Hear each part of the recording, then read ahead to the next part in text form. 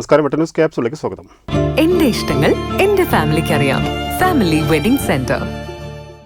തിരൂർ നഗരസഭാ ഓഫീസിലെ ക്രമക്കേടുകളിൽ ഉത്തരവാദിയായ നഗരസഭാ ചെയർപേഴ്സൺ രാജിവെക്കണമെന്നാവശ്യപ്പെട്ട് LDFന്റെ നേതൃത്വത്തിൽ തിരൂർ നഗരസഭാ ഓഫീസിലേക്ക് മാർച്ച് സംഘടിപ്പിച്ചു. ധർണ CPIM Tirur area committee secretary T. Shaji ഉദ്ഘാടനം ചെയ്തു.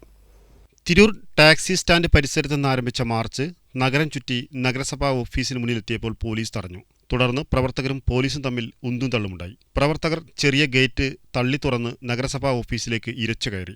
നേതാക്കൾ ഇടപെട്ട് പ്രവർത്തകരെ ശാന്തരാക്കി. തുടർന്ന് നടന്ന ധർണ CPIM Tirur area committee secretary T. Shaji ഉദ്ഘാടനം ചെയ്തു. ഒത്താശയോടുകൂടി ആയിരക്കണക്കിന് ഉറുപ്പികയാണ് കൈക്കൂലി വാങ്ങുന്നത്. ഇവിടുത്തെ കെട്ടിട നികുതിയുമായി ബന്ധപ്പെട്ട് പരിശോധിച്ചാൽ നിങ്ങൾക്ക് മനസ്സിലാകും.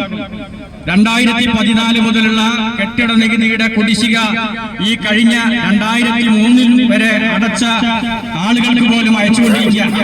അത് വന്നാൽ 10,000 തിരൂരിലെ വലിയ സമുച്ചയങ്ങൾ ലക്ഷക്കണക്കിന് ഉറുപ്പിക നികുതി ഇനത്തിൽ നൽകേണ്ടതുണ്ട്.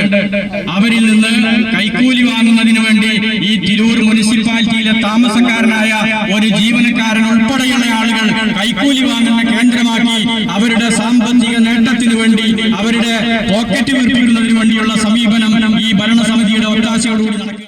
Advocate S. ഗിരീഷ് അധ്യക്ഷനായി. Councillor V. Nandan master, CM Moideenkutty, KP Muthu എന്നിവർ സംസാരിച്ചു. മാർച്ചിന് T. Dinesh Kumar, M. Azad, K. Yusuf, advocate Reeja Bhaskar, Ratheesh Kadayil, PV Usha, Geetha Palliyeri എന്നിവർ നേതൃത്വം നൽകി. Vettan news Tirur. Aviation, teachers മേഖലകളിൽ മികച്ച ജോലിയും വരുമാനവും നേടാം. അതും 10 വർഷത്തെ പ്രവർത്തന പാരമ്പര്യം കൊണ്ട് 300-ൽ പരം വിദ്യാർത്ഥികൾക്ക് ഇന്ത്യയിലും വിദേശത്തും ജോലി നൽകിയ ഗ്ലോബൽ അക്കാദമിയിലൂടെ.